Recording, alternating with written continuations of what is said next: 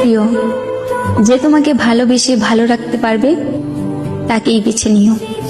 না না, আমি রাগ অভিমান এইসব থেকে বলছি না।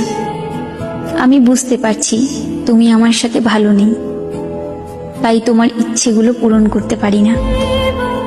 জানো, মাঝে মাঝে মনে হয় তোমাকে ছাড়া থাকতে পারবো না, কিন্তু আমি যে এটাও চাই না তোমার খারাপ থাকার কারণ আমি হই।